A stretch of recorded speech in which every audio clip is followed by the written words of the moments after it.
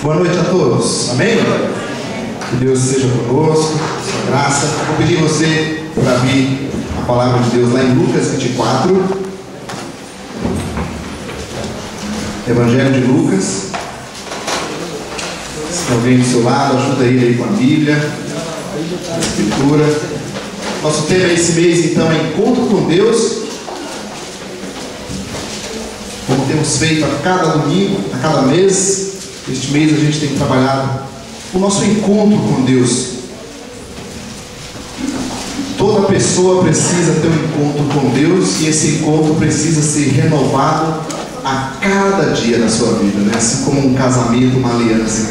Às vezes a gente vai falar com uma pessoa de Deus, de Cristo, ela fala de igreja, ela fala de religião, ela fala de práticas religiosas, e nós estamos dizendo encontro com Deus. Mas eu sou batizado, eu sou isso, não interessa, nós estamos pensando no nosso encontro com Deus. Às vezes a gente vê pessoas mais antigas dizendo: eu queria voltar ao meu primeiro amor, eu queria voltar a ser como eu era. Acabamos de sair de uma aula onde a gente vê que toda pessoa que teve um encontro com o Senhor, a tendência dela é crescer, na verdade o normal, assim como uma criança. Tem alguém que nasceu aqui, em vez de crescer, diminui? Já viu uma criança fazer isso? É normal que de um ano vai para 2, 3, 4, 5, vai crescendo, não é isso? E cresce em estatura, como o Jonas acabou de orar. Mas muitas vezes nós passamos uma visão assim: mas você vai ver, um dia você vai ser um crente velho como eu, que não tem mais graça, que não tem paixão, que não tem amor, que não evangeliza, que não faz nada. Fala que está repreendido, sai para lá, coisa ruim. Isso não existe, querido. A gente, é claro, muitas vezes enfrentaremos desânimo na nossa vida, lutas, mas é por isso que a gente se reúne como igreja, para um ajudar o outro a manter a chama acesa, a estar sempre vivo e animado em Cristo. Amém?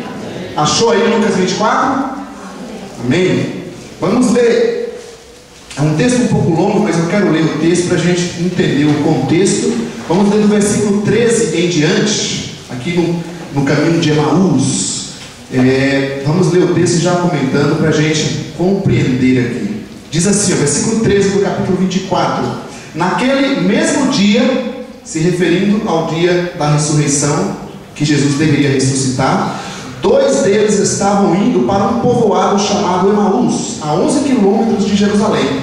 No caminho conversavam a respeito de tudo o que havia acontecido. Enquanto conversavam e discutiam, o próprio Jesus se aproximou e começou a caminhar com eles, mas os olhos deles foram impedidos de reconhecê-lo. 17. Ele lhes perguntou: sobre o que? Jesus interessante, né? Olha o que ele pergunta para os discípulos: sobre o que vocês estão discutindo enquanto caminham? Eles pararam com os olhos entristecidos. Um deles, chamado Cleopas, perguntou-lhe: você é o único visitante em Jerusalém que não sabe das coisas que ali aconteceram nestes dias? Olha Jesus, a sutileza do mestre, né, gente? Esse mestre é demais. Que coisas? Perguntou ele. O que aconteceu com Jesus de Nazaré? Responderam eles. Olha a visão deles de Jesus. Ele era um profeta, poderoso em palavras e em obras diante de Deus e de todo o povo. Os chefes dos sacerdotes e as nossas autoridades o entregaram para ser condenado à morte e o crucificaram. E nós esperávamos que era ele que ia trazer a redenção a Israel. E hoje é o 3º dia desde que tudo isso aconteceu. 22. Algumas das mulheres entre nós nos deram um susto hoje. Foram de manhã bem cedo ao sepulcro e não acharam o corpo dele.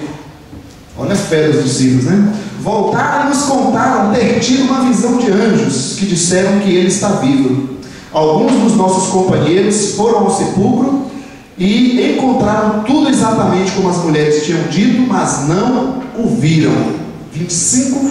Ele lhes disse, Jesus agora falando com eles: como vocês custam a entender e como demoram a crer em tudo o que os profetas falaram. Não devia o Cristo sofrer estas coisas para entrar na sua glória?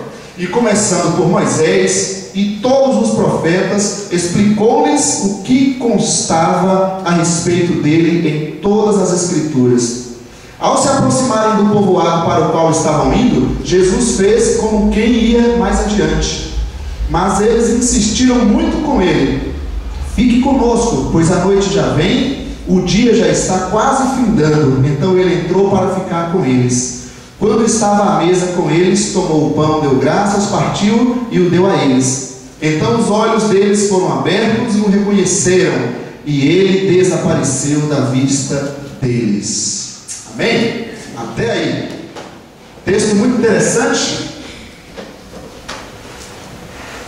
Eu estou chamando aqui de encontro pelo caminho. A gente vê nesse texto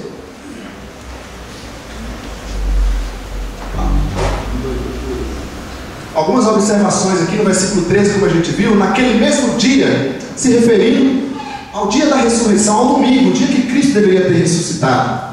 E não tinha acontecido nada. E ali estavam os discípulos pelo caminho do desânimo, da desistência, falando: eu vou embora, investir minha vida em algo que não valia nada, foi tudo ilusão. Aqui estão os discípulos voltando atrás. Se a gente lesse do versículo 1 ao 12, a gente ia ver exatamente o que os discípulos falam, as mulheres com mais fé, né? O João fala que as mulheres são mais fezudas, né? As mulheres com mais fé foram lá buscar. E para as mulheres é interessante que Deus deu uma visão para elas, confirmando que Jesus havia ressuscitado, e elas creram. Aí foram lá, contaram para os discípulos, não é isso? Os machistas da época não acreditaram no que essas mulheres estão falando. Se fosse pelo mesmo homem, uma mulher não acreditar em nada, não acreditaram nas mulheres, não é isso? Então Pedrão, que é o cara mais assim, eu resolvo tudo. Pedrão era sempre aquela pessoa. Ele foi lá e falou: eu vou tirar isso ali. Pedro foi lá então procurar entender o negócio. Foi lá, viu tudo como as mulheres falaram, mas não apareceu nada para eles. Deus não confirmou nada, ele não viu nada. Então ele volta, e aqui está essa situação. Do versículo 13 em diante, nós temos então dois discípulos, que um aparece o nome de Cleopas, que a gente não vê em lugar nenhum quem era esse discípulo. Não era um discípulo dos mais conhecidos de Jesus, mas eles estão o quê? Frustrados, porque investiram a vida, né, naquele mestre. Esse mestre, como mais um outro, foi morto, crucificado. Já é o terceiro dia disso tudo e nada aconteceu. E o que nós vamos fazer da vida? Vamos embora. Então estavam eles lá, a caminho de Emaús. Pegou o carro: vamos sumir daqui dessa cidade, porque esse lugar aqui só nos lembra destruição, só nos lembra desânimo. Nada aconteceu conosco. Eu queria então, queridos, pensar no nosso encontro com Jesus, com Cristo. Esse encontro, quem sabe, pelo caminho. Não sei como você entrou aqui nessa noite, como você está. Se estamos um pouco como esses discípulos, por um caminho de desânimo, de desistência, por um caminho de voltar atrás. Mas independente da nossa situação, isso é importante a gente ver nesse texto, independente da nossa situação, Cristo sempre proporciona um encontro para nós. Se nós também estamos nesse encontro de frustração, nesse caminho de frustração, quem sabe muitas coisas que deveriam, que a gente esperava que acontecesse, não aconteceu, e a gente está aqui frustrado na vida, Cristo também proveu um encontro para nós nessa noite, se nós estivermos dispostos. Amém? Então eu queria pensar um pouquinho na frustração dos discípulos. Para isso eu vou pedir para a gente ver um pequeno filme aqui.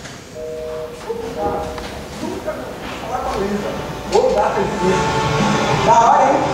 Estou super afim, mas não tenho a grana. Ih, olha o ônibus! Aumenta um pouquinho. Perfeito. Ao longo do dia a gente tem muitas frustrações, não é? Às vezes pequenas, outras enormes. Eu ainda estou aprendendo a lidar com as frustrações. E você? O que deixa você frustrado às vezes? Ver alguma coisa que eu quero muito e não poder comprar. Por exemplo, uma bolsa. It's 4,000. I know. And there's a waiting list. I assumed. 5 years. For a bag? Não passar nas matérias na faculdade. Porque eu estudo, eu vou lá que não faço, é realmente frustrante. É quando a gente quer correr atrás do objetivo e não consegue alcançar o resultado. Tem muitas coisas que deixam frustrado, né? Falta de um carro. Chegar atrasado numa coisa que você está esperando muito, frustra. Deixa muito frustrado é a falta de atenção que eles têm com o salário, né? Quando você cria alguma expectativa quanto a uma meta ou conseguir alguma realização profissional e quando isso não sai exatamente como do jeito que você planejou.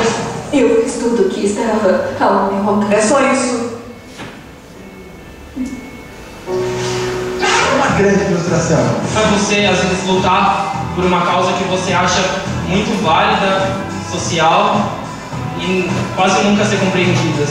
Fazer aniversário, seu namorado não te levar pra sair pra nenhum lugar, não dá um presente, não dá um cartão, não dá nada. Bem triste. Você com cara de pobre e ainda não ter conseguido emprego. Saudade, família. Você tá assim, a fim de estar junto com a pessoa, mas não dá outro estado, não dá tempo, trabalho, não tem aquela correria. Quando você conhece uma pessoa, acha que conhece a pessoa muito bem, quando vai ver a pessoa não é nada daquilo. Princesa! O que? Gato? Lo siento, princesa, mas eu sou el gato. Aí, tá ok, vamos lá. Joia, o que causa frustração a gente? A gente viu aqui vários exemplos, né? Muitas coisas nos causam frustrações. No que as pessoas estão colocando, apareceu ali, se o controle for, ali, expectativas, né? Desejos, necessidades. As pessoas tinham um desejo na bolsa, por exemplo, da mulher, né? Apenas R$4.000, olha que beleza. E com lista de espera. As mulheres, quando vê um sapato, você já viu minha esposa dando esse exemplo, né? Que exemplo bom, esse maravilhoso. E aí elas têm essa expectativa de querer aquele sapato e esquecem que tem ali uns 50 pares dentro do guarda-roupa, né? Mas é aquele novo que vê. E quando não consegue, ou quando o marido fica muito ali, não dá, isso gera uma frustração, não é isso? Então a frustração é gerada por uma expectativa, por um desejo, ou uma necessidade, muitas vezes até útil mesmo, e necessária, vamos dizer, mas ela não acontece. Quem aqui nunca foi frustrado, nunca passou por frustrações na vida? Todos nós, não é verdade?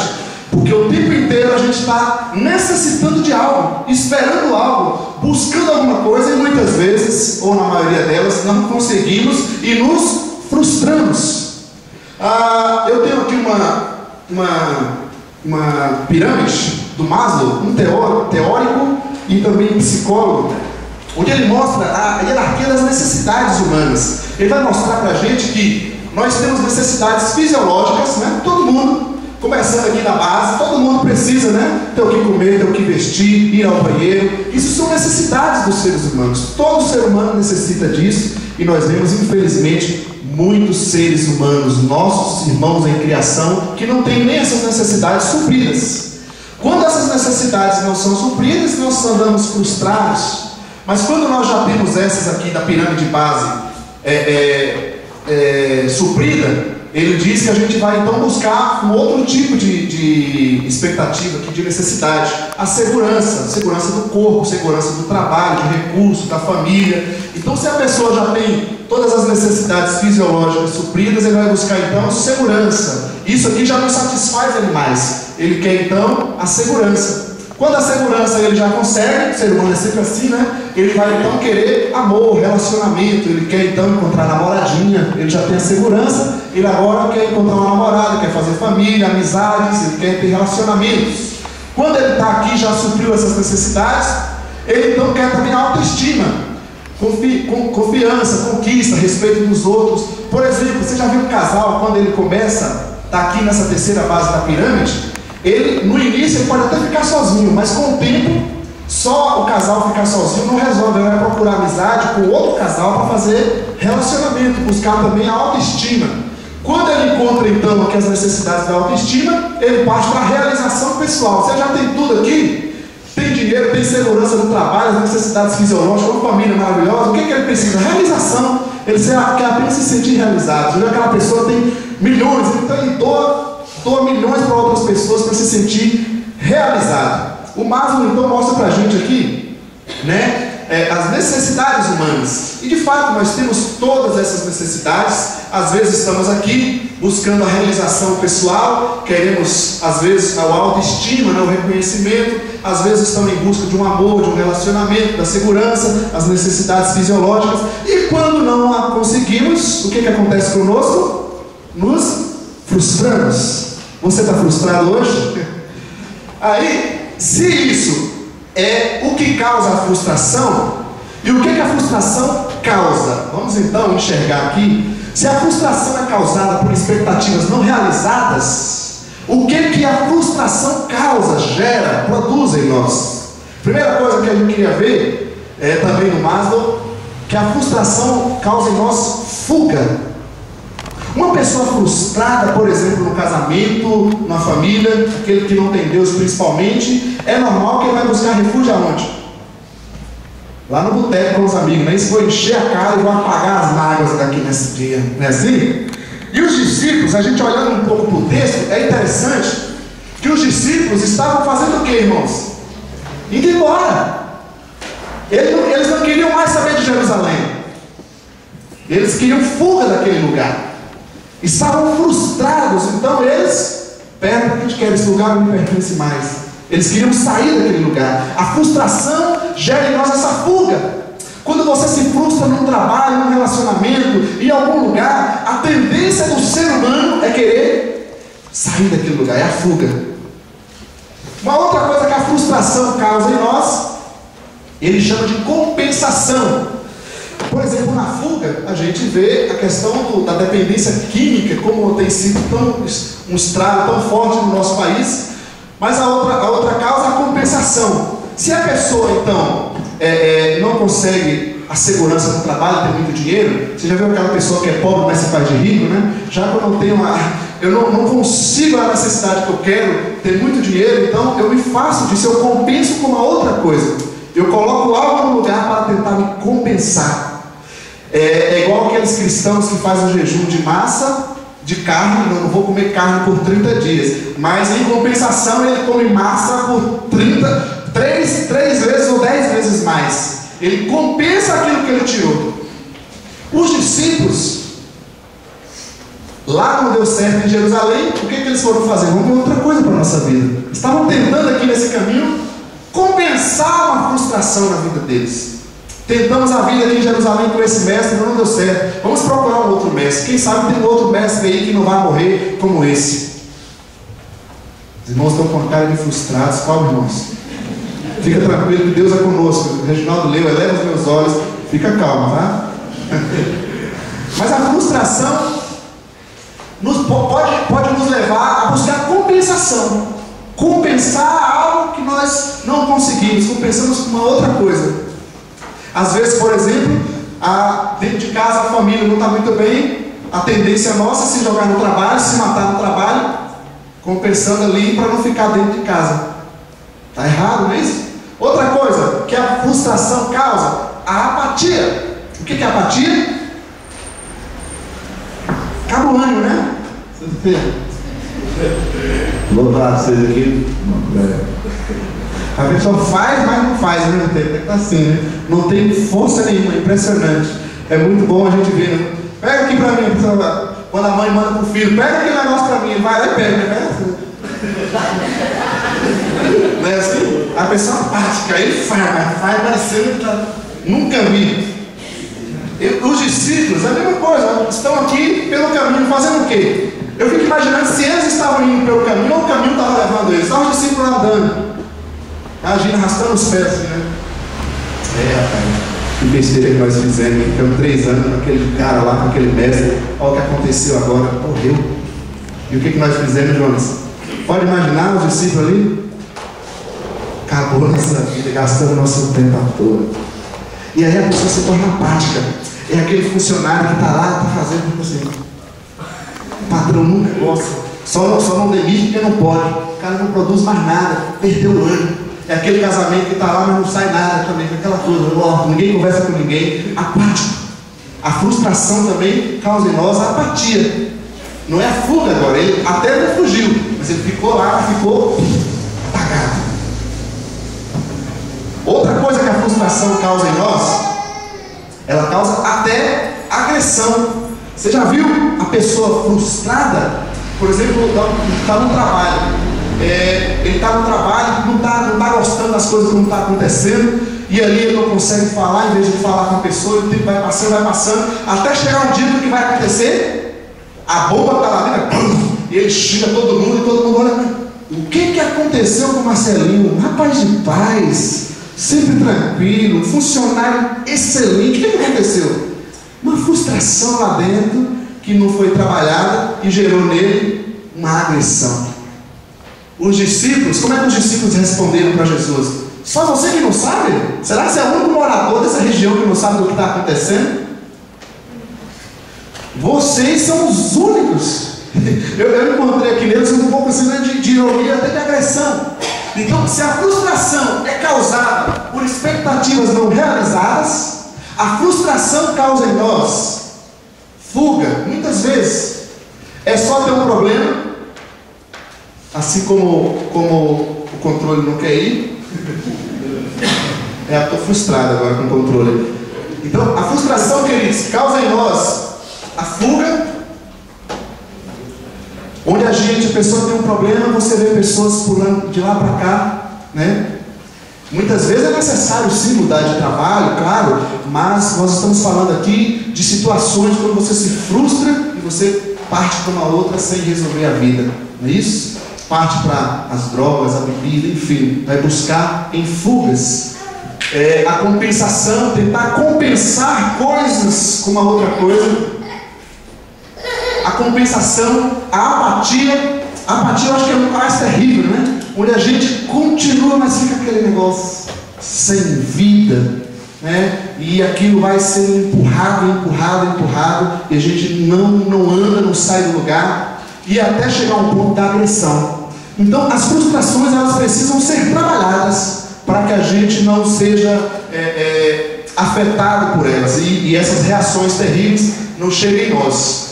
Ok, olhando para aquilo que causa frustração e o que a frustração causa, certo? Nós vimos aqui os discípulos.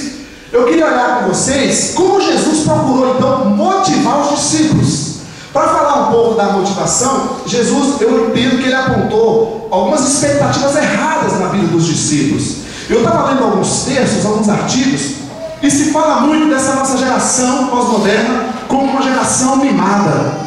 Uma geração que quer tudo. Eu queria mostrar para vocês um pequeno vídeo também, como tratar as nossas mimas, né? Será que nós estamos sendo uma geração mimada? Dá uma olhadinha nesse vídeo.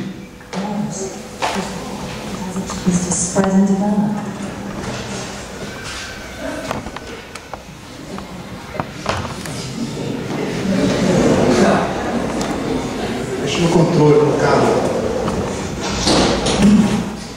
Ok, põe de novo aí, não valeu.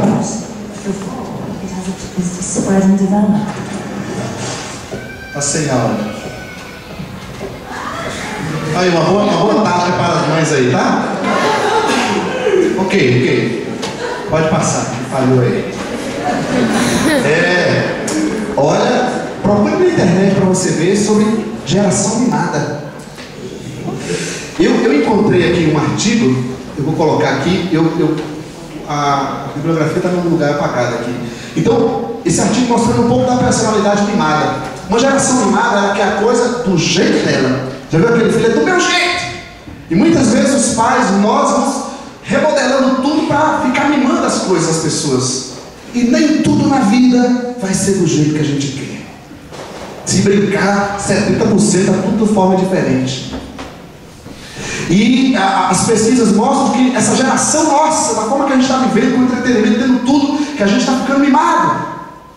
E essas expectativas erradas que nós temos, coisas que nós queremos, que Deus não quer, e nós falamos, mas cadê Deus nisso tudo? E isso vai produzindo em nós, queremos tudo do nosso jeito, e Deus não vai fazer tudo do nosso jeito.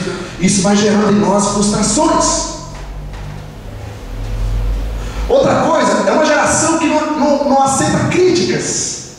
Você já viu aquelas pessoas que você tem que ficar assim, pensando em nossa, você fica com medo do que falar, e mesmo assim ainda dá errado. Meu Deus, não dá pra... É difícil. Você tenta todas as palavras ideais, né? Coloca tudo de repente a pessoa falou, por que falou isso? Tá pensando que é demais, gente. Sabe o que é isso? A pessoa não aceita crítica, essa geração mimada, que não consegue olhar no espelho, não consegue olhar para si mesmo.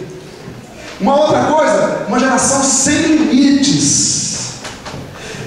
O pai colocou o limite, já era. Não, vai ficar berrando, deixa berrar. A vida tem limites para a gente. A vida tem limites para nós. Temos limites de velocidade, temos limites em tudo que a gente faz. Mas essa geração mimada não quer aceitar limites, fica com expectativas erradas, por isso frustra-se e fica sofrendo. Essa geração também não tem pé no chão, vive no mundo da lua, né? Vou fazer isso, vou pagar não sei o quê, vou investir 1 milhão. Ele vive no mundo da lua. Ele não aprendeu a ter responsabilidade, não sabe quanto custa aquele salário, aquele que o pai comprou. Ele acha que é assim, entrou tudo na boa, vai, vamos fazer, não tem pé no chão, acha que está tudo na mão. Essa geração também não larga a decepção, olha só, ela se decepciona facilmente e não larga o negócio. Gosta de segurar a decepção.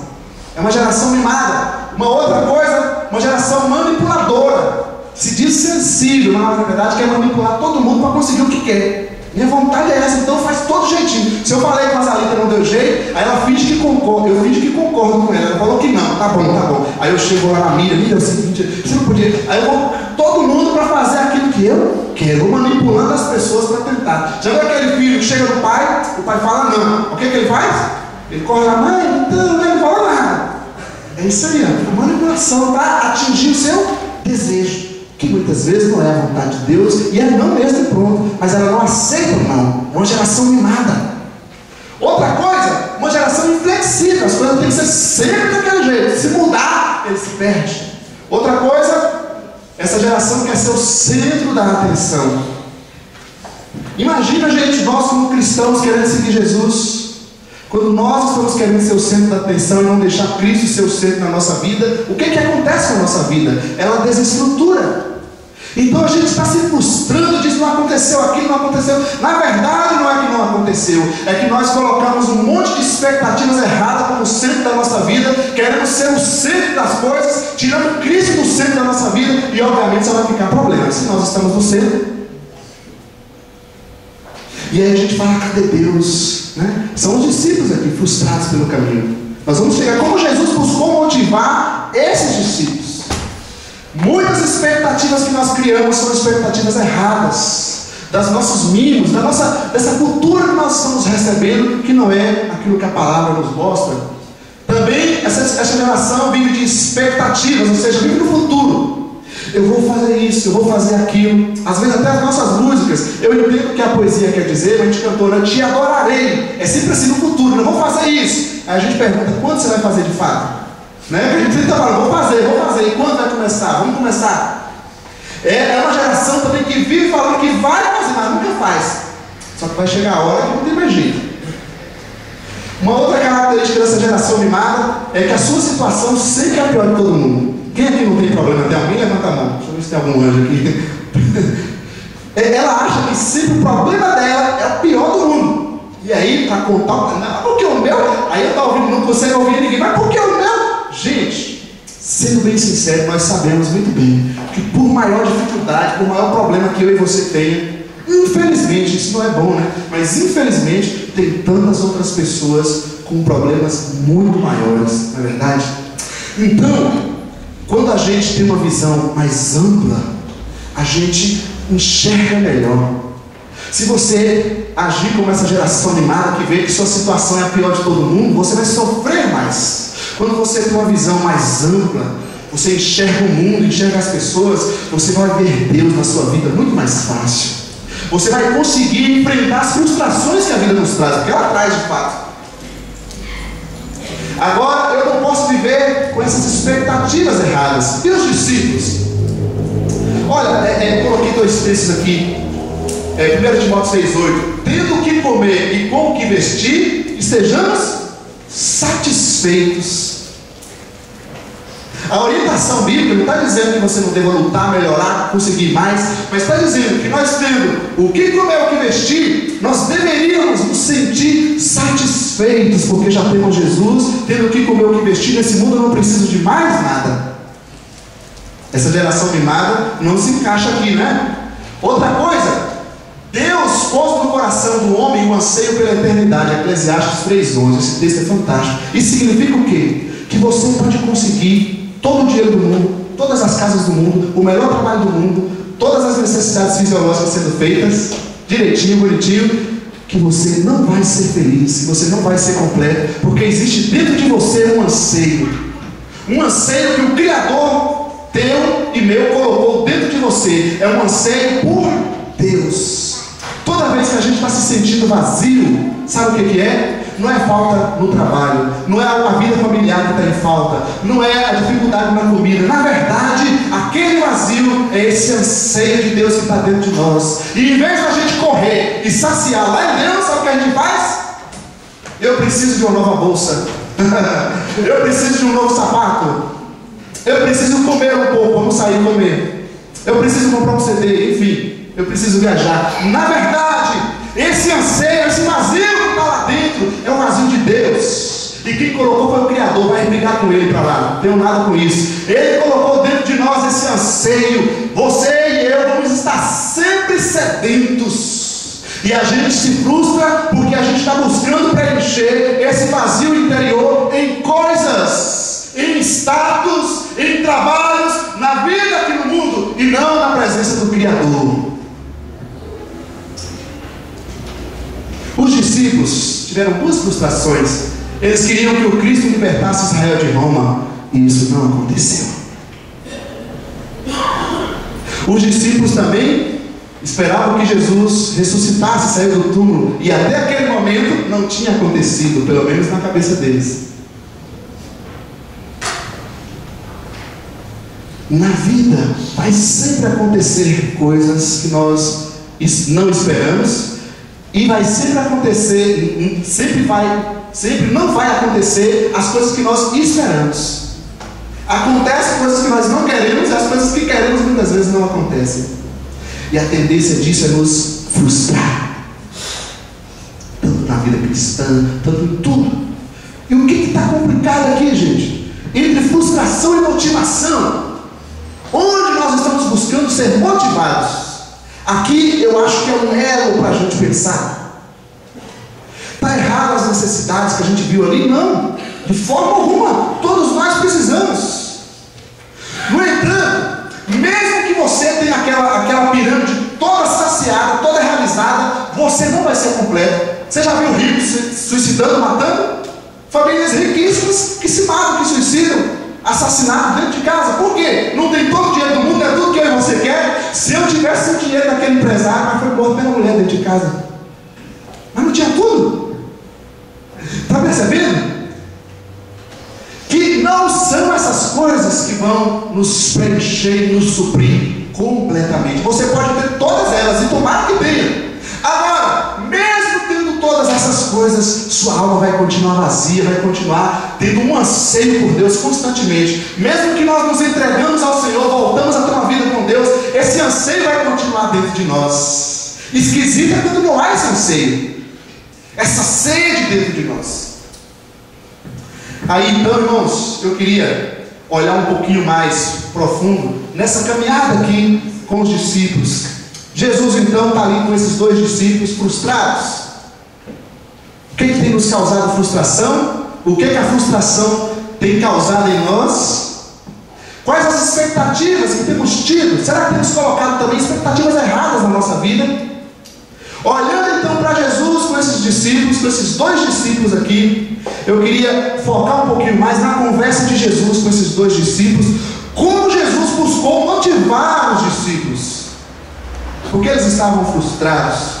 Quem sabe você também está frustrado. Você fala, eu não estou, mas é a apatia.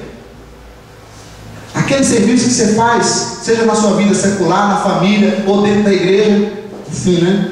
Você está na escala, né? Só vai assim, vai fechar o tempo, ele fecha o tempo, né? Vai fazer, mas faz daquele jeito. Quando não foge, né? Tem a fuga, tem a compensação e até a agressão. Olha só, ali mostra se a gente está vivendo frustração ou não. Agora, como Jesus buscou motivar os discípulos? Mais uns minutinhos da sua atenção, vamos olhar um pouco. Olha o versículo 25 na sua Bíblia novamente. Versículo 25 diz assim, ó. Olha o que Jesus fala para eles. Ele lhes disse, como vocês custam a entender. Quem sabe na sua tradução mais antiga está nércios, né? Lerdos para entender. Que lentidão é essa? Jesus está dizendo. Custam a entender e como demoram a crer em tudo o que os profetas falaram. Gente, pensa comigo, olha aqui. Esses discípulos andaram com Jesus esses 3 anos. Viram Jesus realizar tudo que ele realizou. Esses discípulos estavam fisicamente do lado de Jesus. Esses discípulos conheciam as Escrituras, tudo que os profetas falavam, estava na mão. Eles sabiam de tudo. Seria aquela pessoa que tinha feito a IBM toda e sabia de cor e decorado.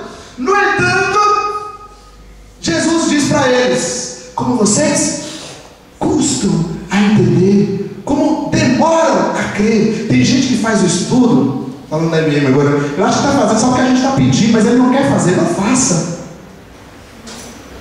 Verdade. Tem gente que vem na igreja, parece que ele está fazendo um favor para Deus, não venha. Pastor, é verdade. Jesus procura motivar os discípulos em primeiro lugar, nos dando um aperto, aquele aperto amoroso do mestre. Será que vocês vão ficar todo o resto da vida da mesma forma? Não vão entender nunca, não vão crer nunca em tudo que vocês estão dizendo que creem. Crescemos na igreja, conhecemos, já lemos a Bíblia toda, sabemos de tudo, fazemos coisas para Deus e parece que continuamos sem entender. Basta uma coisinha não acontecer do nosso jeito que a gente já fala: está tudo fora, estou embora, não quero saber de mais nada. Aconteceu um negócio, meu irmão, tem um problema, já era, acabou tudo. Já viu isso? A mesma coisa, um pontinho na folha branca já era para a pessoa. Esse está lento a entender. Está aqui, mas não está. Está longe, distante. Porque família, quando você tem um laço, família de verdade, sua família tem conflito ou não tem? E você, seu filho desobedeceu, você falou, você ensinou 300 vezes para ele, foi lá e desobedeceu de novo. Você falou que agora, a partir de agora, você não é mais meu filho, some daqui, seu miserável. Assim você fala com ele?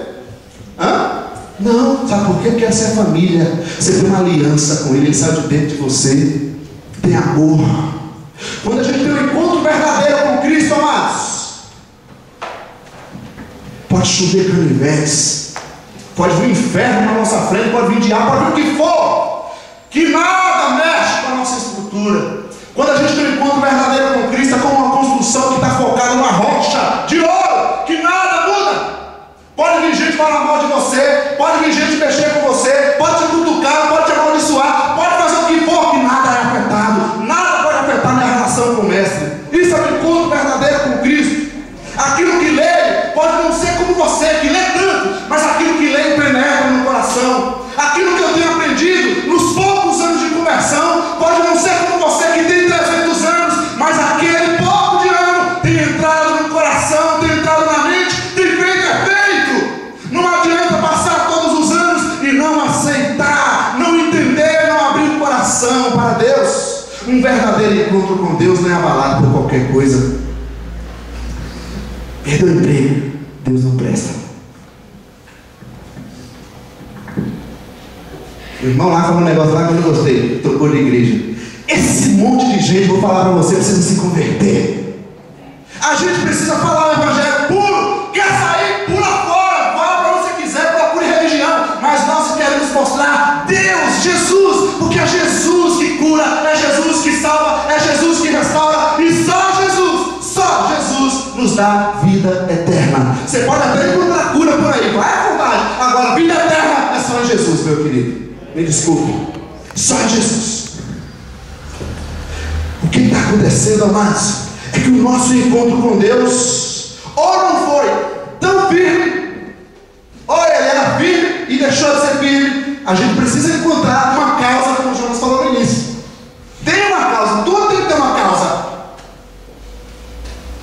Se eu me frustrei na caminhada, aconteceu males e vão acontecer com certeza. O que eu devo fazer? Me jogar na presença desse mestre. Não é sair pelo caminho afora e sumir da presença dele. Mas mesmo que você tenha saído, tenha fugido, tenha se tornado apático, agressivo, Jesus vai ao teu encontro. Foi isso que ele fez aqui no caminho de Emaús. Ele foi atrás dos discípulos, se apresentou para eles. Onde você está nesse caminho de frustração, Jesus quer ir atrás de você, Jesus quer te encontrar. Se você está saindo daqui, está indo embora, está viajando neste mundo de frustração, Jesus quer ir atrás de você. Ele vai lá na sua mente. Mesmo que você esconda de todo mundo, lá escondido no teu quarto, Jesus vai lá encontrar com você. Não adianta correr, não adianta fugir. Jesus está indo atrás de você. Ele está indo onde você estiver. Você pode ir no mais alto, no mais baixo lugar, você pode subir do mapa. Jesus vai atrás de você. Nós até podemos esquecer, mas o mestre você. Ele quer um encontro com você. Ele quer um encontro conosco. Ele quer falar conosco. Ele quer mostrar para nós que a gente está desistindo porque o nosso encontro com Ele não está tão aliançado dessa forma. Como vocês custam a entender. Sabe o que Jesus fez a partir dali? Reevangelizou os discípulos. Começou lá nos profetas, Moisés pegou a Bíblia de cabo rabo, começou a ensinar os discípulos de novo. Vamos aqui, senta aqui, vamos falar de novo aqui, vamos entender tudo. Precisamos ser reevangelizados a cada dia. Quem dera se a cada ano a gente retomasse a nossa vida, a nossa renovação de votos com o Senhor. Porque é normal do ser humano o desânimo, gente. É normal. Ainda mais nessa vida com tanta aflição, com tanto conflito. E isso vai pesando sobre nós e destrói a nossa caminhada com o Mestre. Como está o nosso encontro com Jesus? O que Jesus disse para os discípulos foi isso. Como vocês custam a entender? Eles estavam cheios de teorias, mas o coração estava fechado. Jonas falou no início, né? Não foi nada proposital, nem programado. Mas muitas vezes a gente não aproveita. A gente está aqui, ouve, mas não ouve. Quem está perdendo? Se eu estiver pregando para você, na minha responsabilidade pastoral, mas eu como cristão, como discípulo, que antes de ser pastor, preciso ser crente, não é verdade? Eu preciso também ter a minha vida. Se eu não me importar com isso, quem que vai penar com isso? Sou eu mesmo. Se eu não der valor, o valor devido à Escritura Sagrada, o prejudicado serei eu. Serei eu. Vamos continuar. Agora o versículo 29. Olha o versículo 29 na sua Bíblia. Dá uma olhada nele, por favor. O que você encontra aí?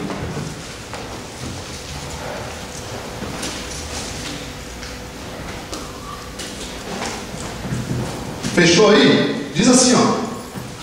Mas eles, os discípulos, insistiram com ele, com Jesus: fique conosco, pois a noite já vem, o dia já está quase findando. Então ele entrou para ficar com eles. Isso aqui me chama demais a atenção. Quem insistiu para Jesus ficar? Foi Jesus que ficou adorando os discípulos. Deixa eu entrar na sua casinha, pelo amor de Deus. Deixa eu entrar aí.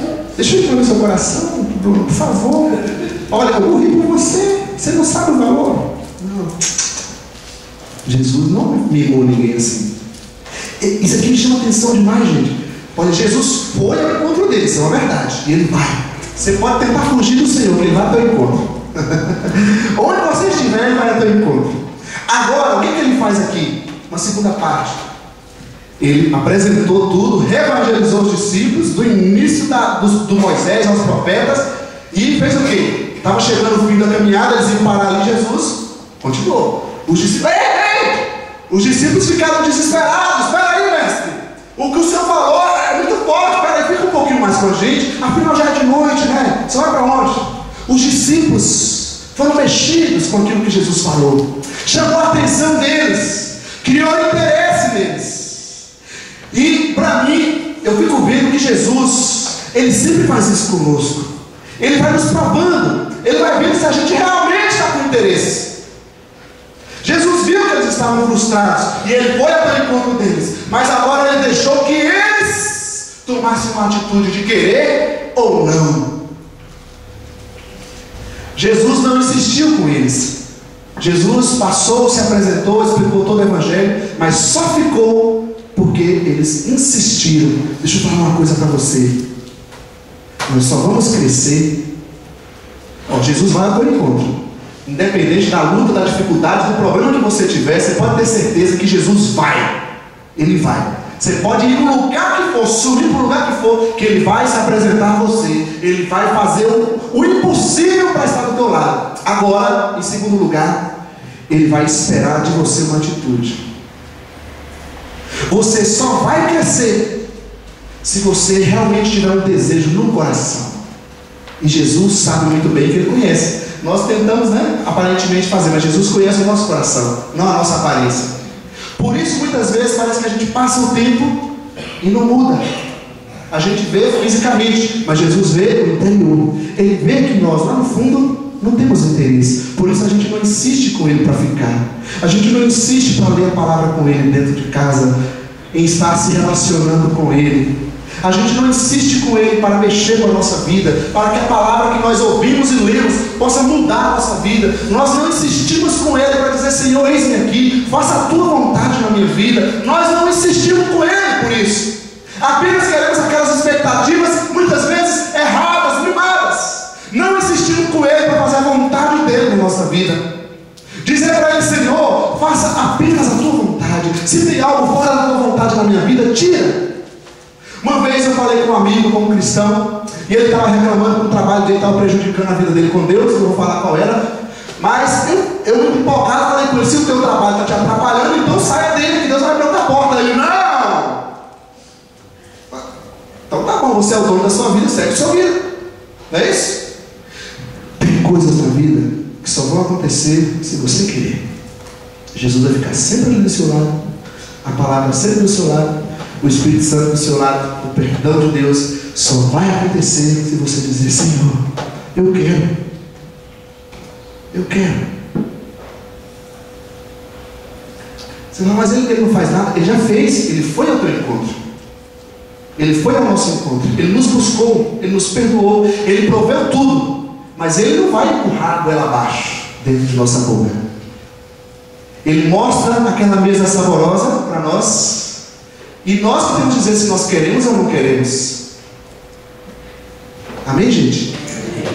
Aí, por último, a forma que Jesus motivou os discípulos, olha no versículo 31 e no versículo 33. Então os olhos deles foram abertos e o reconheceram, e ele desapareceu da vista deles.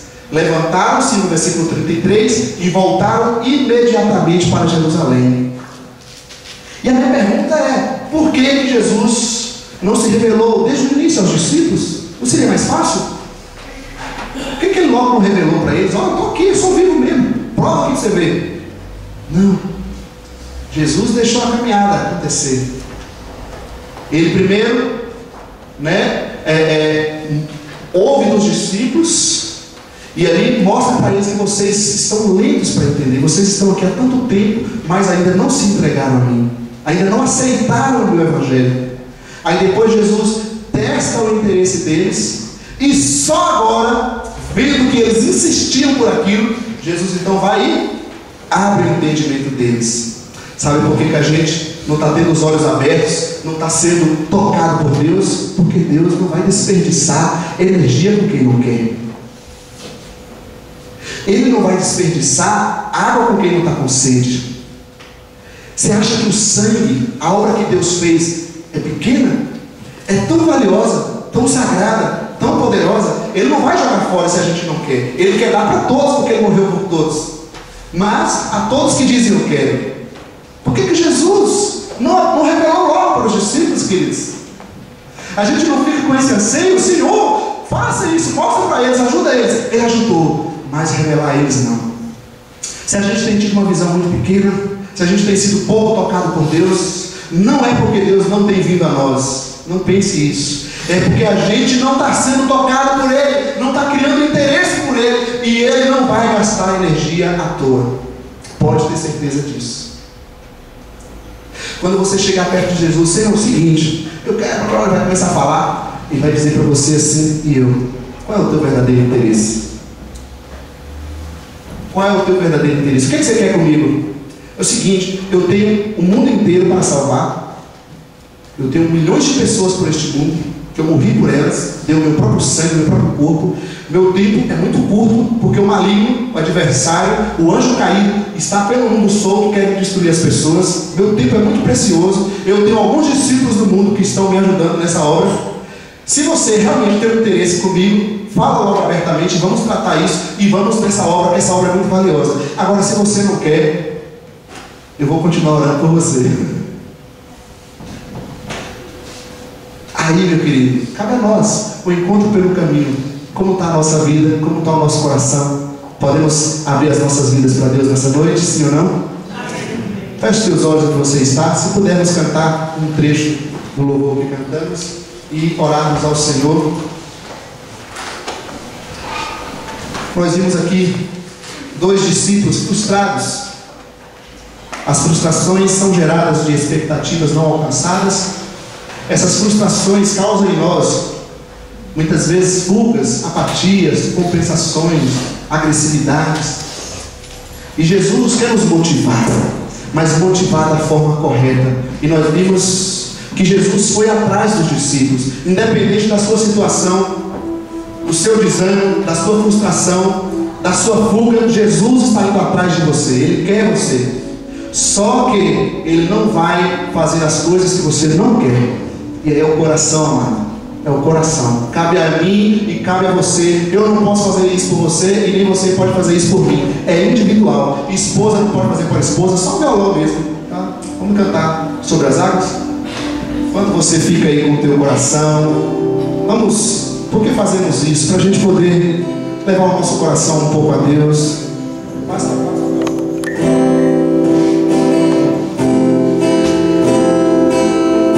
Feche os teus olhos, ouça essa canção. Quem sabe ela fala também conosco. Se o sol se pôr e a noite chegar, tu és quem me guia. Se a tempestade me alcançar, tu és meu amigo seu.